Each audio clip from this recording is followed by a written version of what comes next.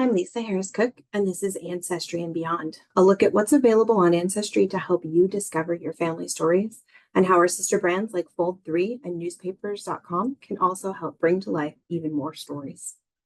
Ancestry holds over 60 billion records from over 80 countries, including 130 million family trees. What does this actually mean? Well, we like to say that records are stories. Each record you find is a new discovery, giving you a window into part of your family's history. And one of our missions is to help everyone find a story. So we try to gather records from around the world. And why do family trees matter? They represent potential connections to be made through other users. They may give you clues about pieces of your family history that you haven't found yet, or provide opportunities to connect with cousins you've never met. And in some cases, they help you clarify false trails or errors in your own research. We have extensive record coverage in North America, Western Europe, Australia, and New Zealand. But we also have records from many other areas around the globe. And we're always looking for opportunities to expand our collections and ensure we have discoveries for everyone, no matter where your family is from. As we know, population has climbed exponentially in the last century. And the vast bulk of historical records on Ancestry and other family history sites are from the 19th and 20th centuries. This is in part due to that lower population pre-1800, as well as the scarcity of records that were kept in prior times and then preserved for us in modern times. Here's a view of the distribution of historical records on Ancestry. These numbers can be hard to comprehend, particularly given just how many records we have from the 18 and 1900s. For scale, we have nearly 1 billion records just from 2000 onward, and all of these numbers are growing every year. Sometimes we like to talk about our top collections. What makes something a top collection? Well, it could be a popular collection or a successful collection. Popular collections can be particularly unique, like the Witches of Scotland collection we have, or have wide appeal for searching, like city directories. And some of our best collections fill both those roles, like the 1950 US Census, where we have the opportunity to find interesting details about your family, but almost everyone will find a connection there somewhere. We consider a collection successful when it provides meaningful discoveries for users, which we often count by whether they've attached it to their tree or not. Across the board, some record types are useful to users around the globe as they help build their family tree, such as birth, marriage, and death records. But one size doesn't fit all. National census records are invaluable to US, UK, and Irish and Canadian users. There's no available national census for Australia, so electoral registers, directories, and other record types may fill that role. For users doing European research, often church records are the only records that survive from pre-industrial generations. Some records are best suited to help you find the people that need to be added to your tree. I call these tree building records. Other record types can help you learn more detail about the people in your tree, storytelling records. Regardless, every record type can help you build your tree, and every record type can tell you a story. Here's an example of one of our top collections across the globe. Our Find a Grave Index is an index to cemetery and burial details that are posted on the Find a Grave website. This is the collection we update every 1 to 2 months with new records as things are added to the Find a Grave site. We've segmented these into 11 regional-based collections covering over 235 million records. These collections can help you discover the name, vital dates, cemetery and burial information, family members, and even photos of the graves of those who've passed on. Another of the top collection areas for us are the indexes from newspapers.com marriage and obituary notices. These are indexed facts pulled out from segmented articles on marriages and obituaries found on newspapers.com. Again, these are regularly updated so that as pages of newspapers are added to newspapers.com, we have the opportunity to pull those records over for Ancestry users. Currently, we have these segmented into regional databases as well, and currently comprise over 1.5 billion records. These can be great resources for finding names, vital events, residences, publication date, place, and newspaper title, family members, and a link to the digitized article so you can see the original. When we talk about tree building records, birth, marriage, and death records are probably the first ones that come to mind, and the ones that come to mind for most people thinking about genealogical records in general. These can be kept by churches, governments, or other parties, and they can be formatted in certificates, registers, indexes, or other ways. But primarily, all of these are used to help you find links between generations, most commonly between children and parents, sometimes including spouses. The information and organization in these records can vary greatly, from a single line in a 1600s UK parish register stating that a son was born to John Miller and his wife, to a marriage certificate listing both spouses' names, birthplaces, occupations, parents and parents' nativity, marriage information, and witnesses. While these records may be primarily used for building your tree and connecting generations, often they can also tell stories of their own, such as a birth certificate that shows this is the third child in the family, or a death certificate where the cause of death is unexpected. It's interesting to note how different the format can be, too, when you're looking at certificates, which may have all of the information on a single pre-printed or handwritten form, or a register where you may see records of multiple people on one page, each with their own line or column. And then sometimes these days we come across indexes where the record was never available in a image format. It was only kept digitally. And so those will be available on our site index only. We also have some cases where images might be restricted due to privacy laws or other contractual agreements, and those would also be presented as index only. Censuses are kind of the sweet spot between tree building and storytelling, similar to what I mentioned earlier. They give you all of that great information about who was living in a family at the time or at a household at the time. They give you details about the family members, other people living with the family, including names, relationships, and other great details to help you understand how that family was organized and fit together, so they can help you build a tree. But they can also give you all kinds of previously unknown details about those family members, like occupation, education, religion, military service, immigration, heritage information, and all other kinds of things. These are snippets from our most recent 1950 US Census release and the 1931 Census of Canada release last year.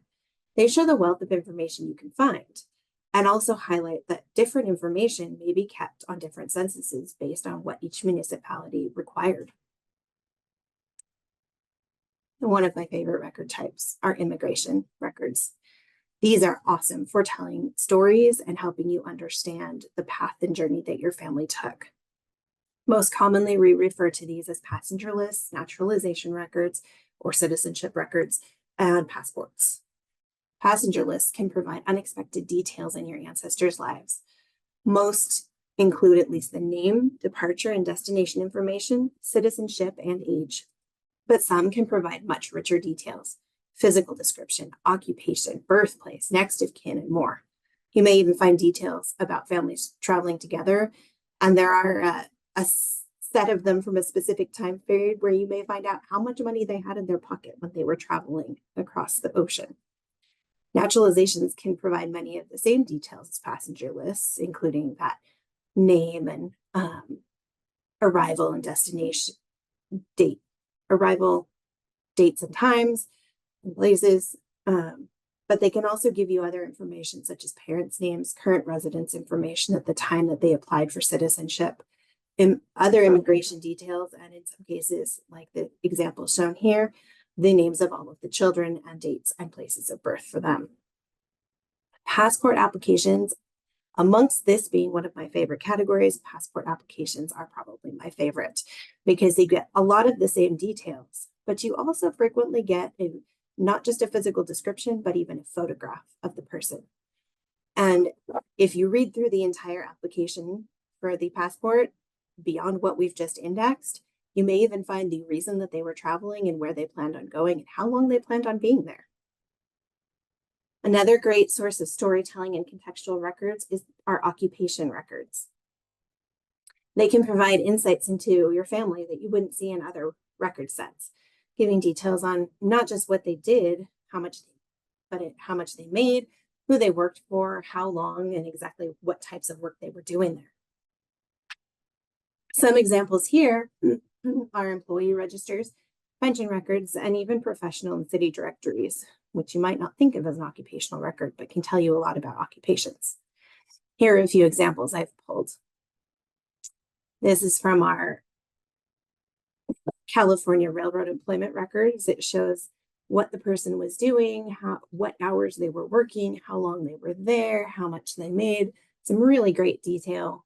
I love the craftsperson cards. Here we have Alfred Alford, who was a chair manufacturer, gives you some details about who he worked with and even a source if you want to look for more information. The Wisconsin employment records collection we have includes an amazing subset of boxer registrations, including the fabulous photos of the boxers as they prepared for matches and registered for their licenses to box. And then I love the New York State peddler's licenses because the amount of detail on someone who was a peddler that you wouldn't think is a maybe well-known profession or something that you would find a lot of detail on, you can actually find exactly how much they had to pay in order to peddle their wares.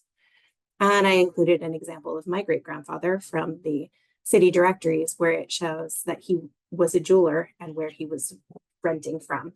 There are other entries in there in that same directory and in others that also show who he works for and other details. The last storytelling collection I'm going to talk about today, or storytelling category, is military records. Many families have military service somewhere in their history. Military records can help you understand who in your family was eligible to serve, as well as other details around those who did serve. Common military records found on Ancestry include draft cards, muster rolls, service records, and pension records. Each of these can provide you with different information about your family members' involvement in military activities, and often can give you details about their physical fitness or characteristics. Like this draft card, where you see on the back side the physical description of my grandfather who was applying for the draft, or in some of the muster rolls where you can see exactly where they served or signed up for service. Most of the examples I've provided in this presentation so far are from US or English speaking records. We also have records from other areas of the world, including those listed here: Mexico, Western Europe, including French, German, Dutch, Belgian, Eastern Europe, including Cyrillic records, and the Nordic countries,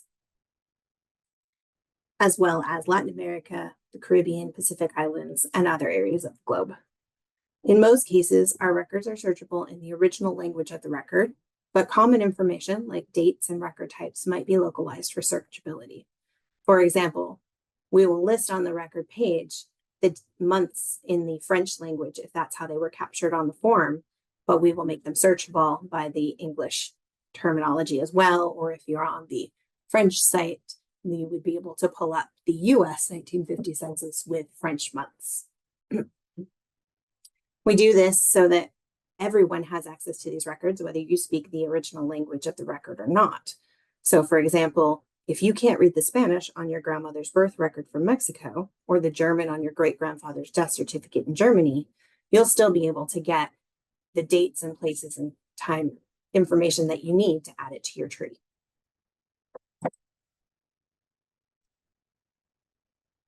These are just some of our record resources on Ancestry, but I also wanted to highlight that we have some other resources on Ancestry that sometimes go overlooked and can be really enriching to your experience on Ancestry. Within our navigation bar under the Trees menu, you'll find entries for the Family History Learning Hub and Story Scout. Our Family History Learning Hub provides research articles to help you learn about different record types, including contextual information about how they were influenced by the time and place in which they were kept, as well as links to some specific, unique, or popular related collections. It also includes historical insights, which provide information on historical events that may have influenced your family's daily life that can help you understand what events took place in the times and places that your ancestors lived. Story Scout is an opportunity to get a record-based story experience for your ancestors. If you enter a grandparent's name in our algorithm will pull up curated record-based stories, giving you contextual insights around the records where your family appears. You may find that your ancestor was a landowner in the 1880s and how common that was in that area. Or you may get a draft story that leads you to a draft card and gives you some context for how men were drafted in the First World War. Now we come to the and beyond portion. So far, everything I've talked about has been on Ancestry specifically. But Ancestry has long looked to add collections and organizations to our family that will further our mission to enable all users to make connections and discoveries and build that family story. And so we have a family of brands that tend to be organizations with specific expertise in record sets, military or newspapers or our pro-genealogist organization. These enable users to dig deeper and learn more, make more focused discoveries, while Ancestry is designed to help them find their way to those more niche record sets. Probably my favorite of all of our sister brands is newspapers.com. They're dedicated to preserving historical and modern newspapers with more than 9 million pages of digitized newspapers from every US state, as well as the UK, Ireland, Canada, Australia, and New Zealand, dating back to the 1600s. You're able to search by keyword, date, location, or title. You can create digital clippings, save those to Ancestry, and or share them via link or social media.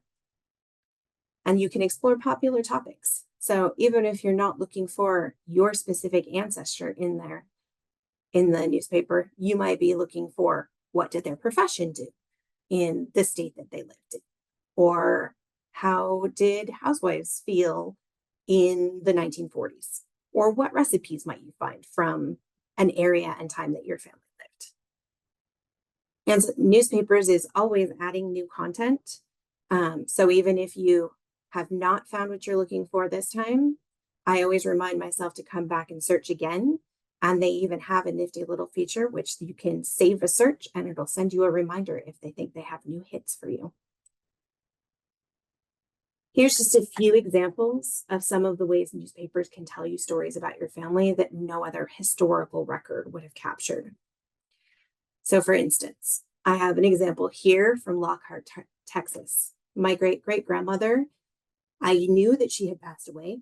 I didn't know where she had passed away. I had found all of the rest of the family's death certificates in our Texas death certificates collection, but I could not find a record for her, even though I knew that was where she was living at the time, until I found this article on newspapers, which shows that she had gotten ill and her husband had taken her to Arkansas in an effort to restore her failing health, and she died while she was there. And lo and behold, I found her death certificate in Arkansas, confirming all of that.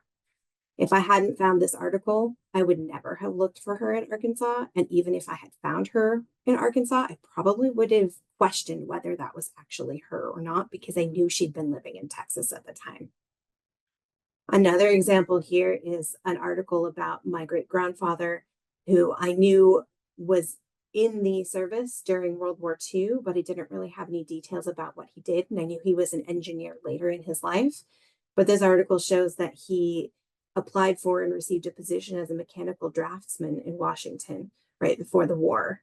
And it also gave some great detail about his schooling and when he left to go work in Washington. And I don't have any other records of that experience.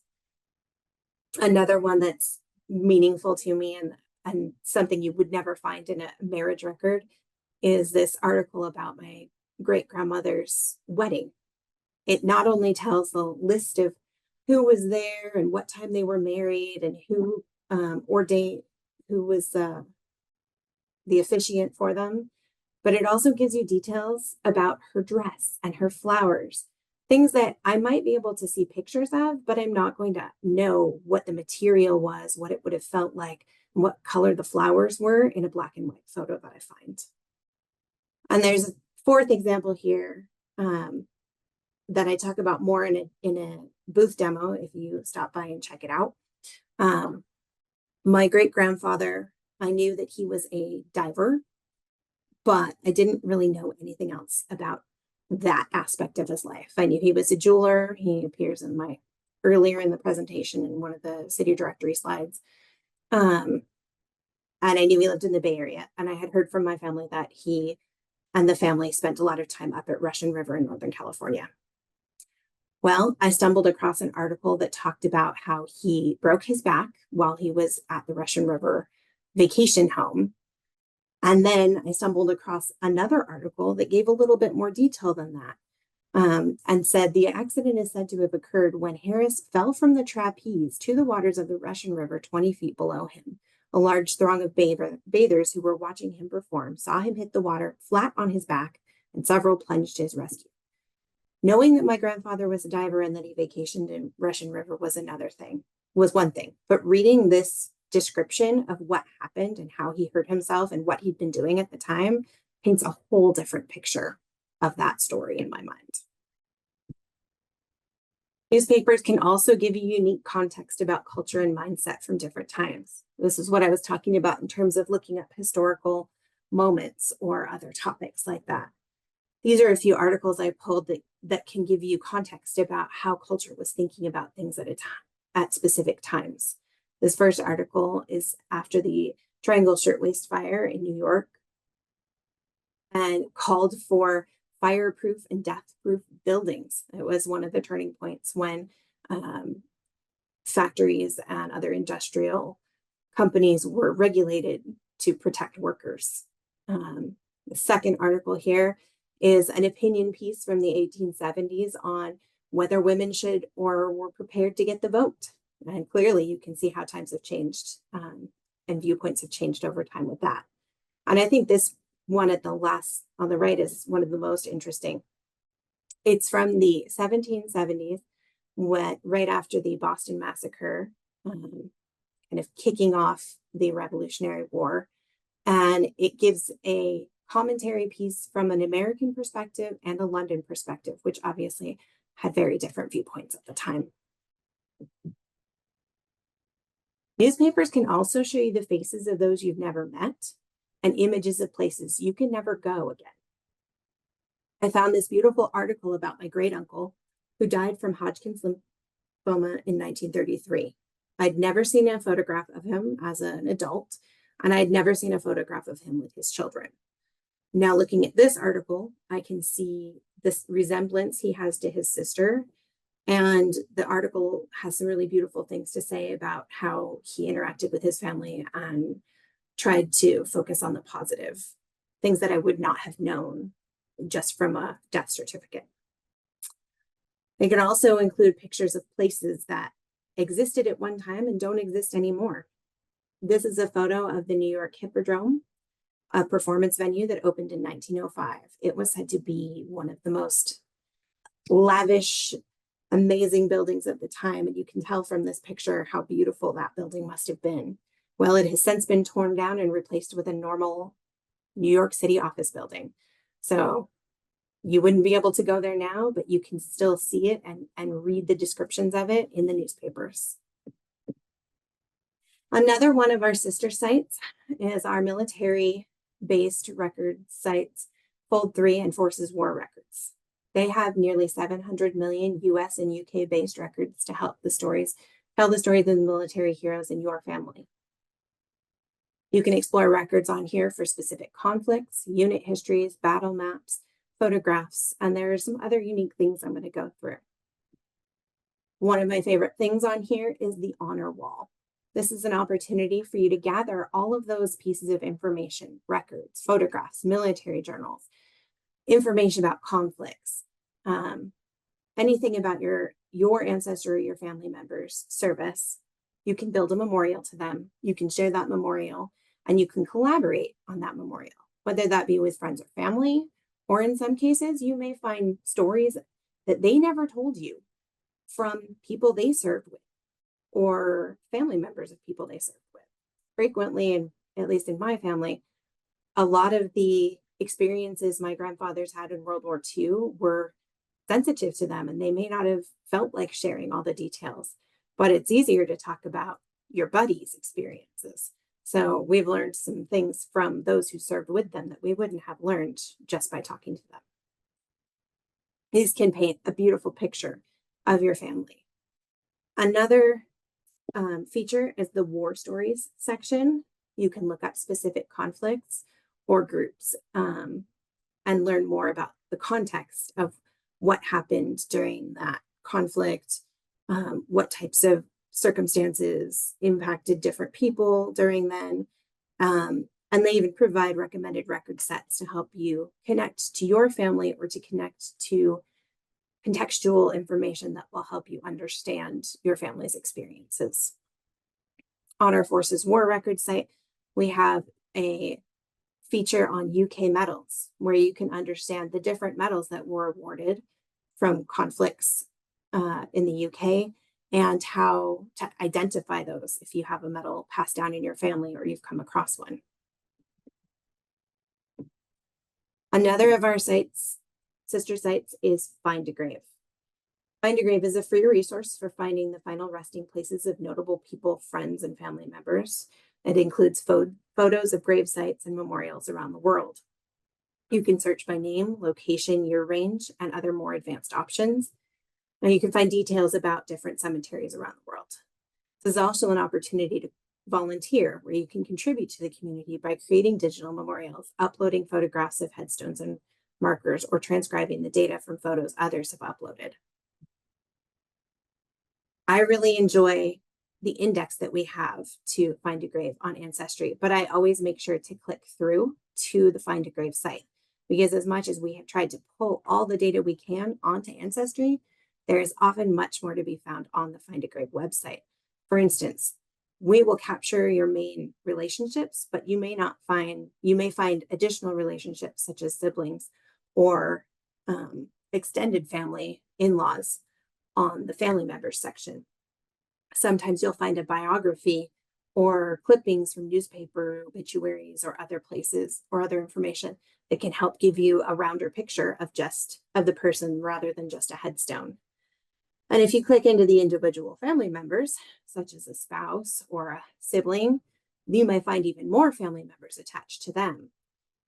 Sometimes you'll find more than one photo. There can be photos from multiple headstones, multiple angles of the headstone, or even photos that have been uploaded of the person regardless of their headstone.